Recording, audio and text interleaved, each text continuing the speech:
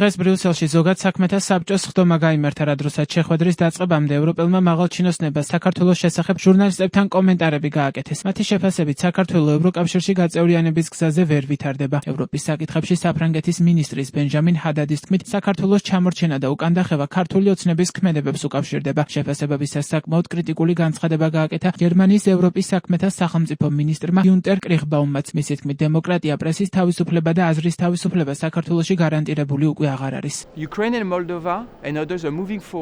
უკრაინა და მოლდოვა ევროკავშირში გაწევრიანების გზაზე წინ მიიწევენ სამწუხაროდ დღეს საქართველოს მათ ჩამორჩება. საქართველოს უკანაა სწორედ ქართული ოცნების ქმედებების გამო, იმ რეპრესიების გამო, რომელიც ქუჩებში ვნახეთ, იმ არალიბერალური ნაბიჯების გამო, რომელიც მთავრობამ გადადგა სამოქალაქო საზოგადოების, თავისუფალი მედიისა და ოპოზიციის წინააღმდეგ მოწყობილი რეპრესიების გამო. ჩვენ მოუწოდებთ ქართულ ოცნებას შეწყვიტოს რეპრესიები, გაათავისუფლოს პოლიტიკური პატიმრები, რომლებიც გასულ წელს ვიხილეთ. შეაჩეროს უცხოური აგენტების შესახებ კანონი, რომელიც ზღუდავს გამოხატვისა და გაერთიანების თავისუფლებას. საფრანგეთი მხარს უჭერს ქართველი მოსახლეობის ლეგიტიმურ მისწრაფებას ევროკავშირში, რომელსაც დღეს ქართული ოცნება ღალატობს. თუ მათ სურთ დაუბრუნდნენ ევროკავშირის გზას, იციან ეს როგორ უნდა გააკეთონ. გულწრფელად რომ გითხრათ, ახლა საქართველოს ევროკავშირის კანდიდატია, მაგრამ დე-ფაქტო სტატუსი გაყინულია.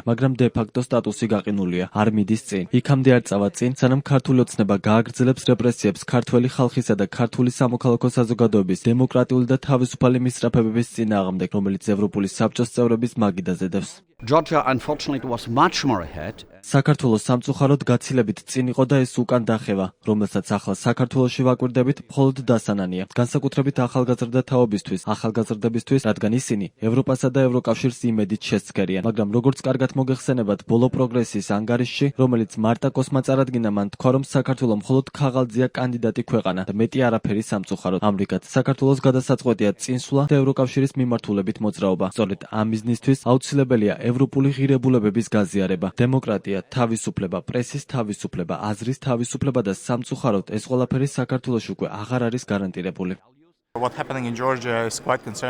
დიახ, სიმართლეა, რომ ის, რაც საქართველოში ხდება, საკმაოდ შემაშფოთებელია. ლატვია ყოველთვის იყო საქართველოს დემოკრატიული ძალების ძლიერი პარტნიორი და ბოლო თვეების განმავლობაში ჩვენ რამდენიმე გადაწყვეტილება მივიღეთ საქართველოში დემოკრატიული მოძრაობის მხარდასაჭერად. სამწუხაროდ ეს საკმარისი არ არის. ჩვენ შეშფოთებულები ვართ, რომ საქართველოში მიმდინარე მოვლენებს ქვეყანა პუტინის რეჟიმთან უფრო ახლოს მიყავს და ევროკავშირისაგან უფრო მეტად აშორებს. ჩვენ მზად ვართ ხარი დავუჭიროთ დემოკრატიულ მხარეს საქართველოში. თუ არსებობს გზები, რომლითაც შეგვიძლია დავეხმაროთ ქვეყანას ევროკავშირთან დაახლოებაში, ჩვენ მზად ვართ განვიხილოთ ისინი.